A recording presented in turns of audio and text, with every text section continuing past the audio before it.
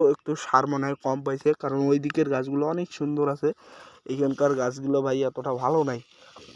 তো এইটা আরেকটা জিনিস আমি আপনাদের বলি ভাই, আমি কিন্তু ঘেমে গেছি দেখতে পারতেছেন, এত গরম।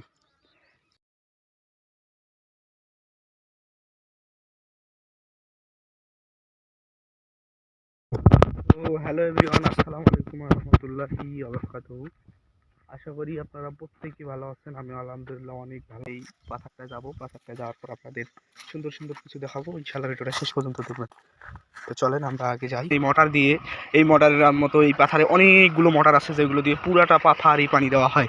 এরকম ফিতে পাত দিয়ে ভুঁইয়ের গাছের ফাঁক দিয়ে দিয়ে লাইন নিয়ে গেছে, যাওয়ার পরে এই যে পানি দেয়, মানে এরকমভাবে ভাই প্রত্যেকটা গাছ প্রত্যেকটা ভুঁই বাড়িতে পানি দেয়। তো চলেন আমরা আমাদের গন্তব্যে চলে আসছি।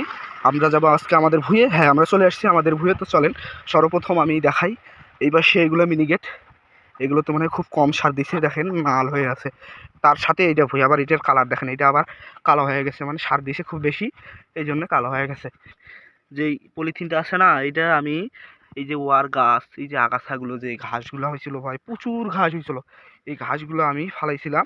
তো হাতে মোবিল মাখিয়েছিলাম, কারণ ভাই মোবিল না মাখলে হয় কি, চুলকানি, প্রচুর চুলকানি এইসব পানিতে। তো এই যে দেখেন ভুঁই ভাই, কতটা এরিয়া কতটা এরিয়া ঘুরে আসলাম। আসার পরে আমি এখন বর্তমানে আমার গন্তব্যে চলে আসছি। হ্যাঁ, তো এইটা হলো আমাদের ভুঁই।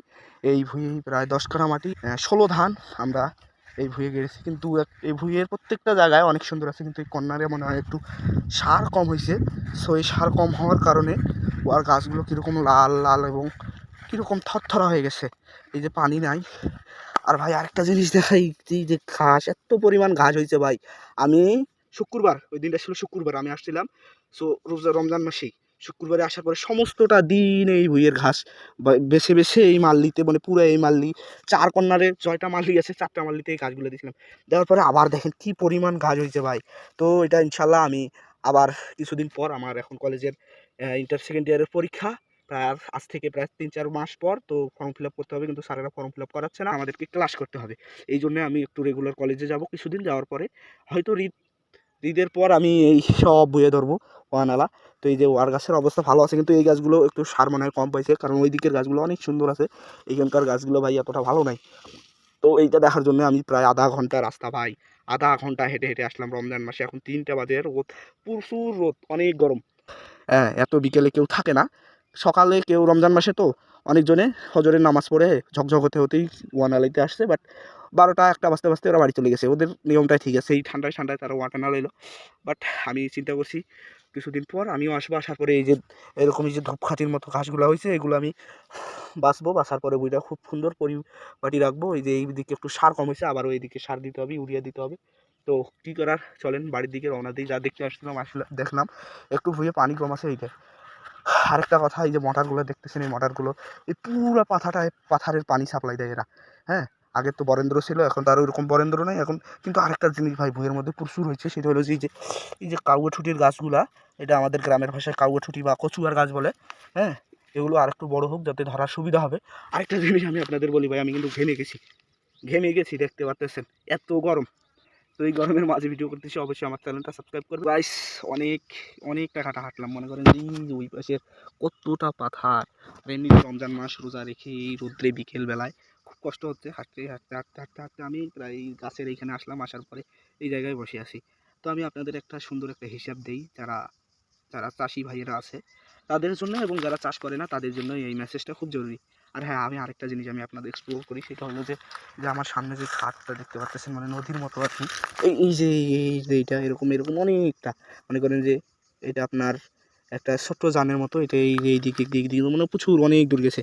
সো এটা হলো কি জানেন, এই পুরা পাথারের বর্ষাকালে যখন পানি হয়, অনেক কিন্তু পানি জমা হয়, তখন করে কি কৃষক ভাইয়েরা ভুঁইয়ের মাল্লিগুলো কেটে দেয়, দেওয়ার পরে এই জায়গায় এসে পানি নেমে যায়। যাওয়ার পরে এই দিক দিয়ে পুরো এটা একদম, আসলে এটা একটা দাঁড়া আছে আমাদের ছোটো দাঁড়া, ওই দাঁড়ায় যায়। ওই দাঁড়ায় যাওয়ার পরে কৃষক ভাইদের জন্য একটা সুন্দর হিসাবে আমি আপনাদের দিই। কথাটা হলো কি, যারা চাষ করেন, চাষিবাসী ভাইয়েরা আছেন, আমি এইসব সম্পর্কে আগে বুঝতাম না, এখন বুঝতেছি। আমি আমার ভাই যখন ঢাকায় যায়, আমার ঘাড়ে আসে আর কি, আমার বড় ভাই আছে, সেও দেখে, কিন্তু আমিও একটু দেখাশোনা করি। কিন্তু এতে আমি প্রায় আজকে 2 বছর 1.5 বছর হইলো আবাদে আসা। জিরা ধানের সময় আমাদের অনেকটা টাকা ইনভেস্ট করেছি খরচে, কিন্তু সেরকম ধান পাই নাই, যতটা পাইছি আলহামদুলিল্লাহ অনেক সুন্দর পাইছি। কিন্তু এই যে এইবার যে আমন ধান যেটা আমরা মনে করেন যে মিনিকেট প্রায় লাগাইছি 1.5 বিঘা মাটি, আর 10 কাঠা মাটি লাগাইছি 16। তো এটা এখন পর্যন্ত ওয়ার গাছের বয়স প্রায় 1 থেকে 1.5 মাস। এতে আমাদের অনেক টাকা, শুধু সার পাসের পিছনেই অনেক টাকা খরচ হয়েছে। আপনার যদি আমি ধরি ভুঁই গাড়া, চাষ করা, পানির দাম, চাষবাস, মানে এগুলো ধরতে গেলে, নিজের খাটুনি ধরতে গেলে অনেক টাকা, প্রচুর টাকা খরচ। তো যারা এই যে চুকানি আবাদ করে জমি, এদের কিন্তু অনেক অনেক প্রবলেম হয়, কারণ চুকানি মাটি আবাদ করাটা ভাই ততটা সোজা না। আমি বলি চুকানি আমাদের এদিকে বর্তমানে রেট 18-20 হাজার টাকা বিঘা প্রতি মাটি, 18-20 হাজার টাকা। এই 18-20 হাজার টাকা তাকে শুধু ভুঁইতে 6 মাসের জন্য ভুঁইয়ে ধান মানে আবাদ করার জন্য ওই টাকাটা দিতে হয় জমির মালিককে, ঠিক আছে। এরকম চুকানি যদি 18 হাজার হয় বন্ধক প্রায়, এদিকে যদি ভালো মাটি সেরকম হয় 5 লক্ষ টাকা, আর সেরকম যদি দুর্বল বা একটু ভালো হয় 4 লক্ষ, 4.5 লক্ষতেই পাওয়া যায় এরকম বন্ধকি মাটি। আর নিজের মাটিতে সবচেয়ে আবাদ করা লাভ, এবং নিজের যদি মোটর থাকে, কারণ পানির বিঘা প্রতি খরচ আপনার 3,000 টাকা, ঠিক আছে।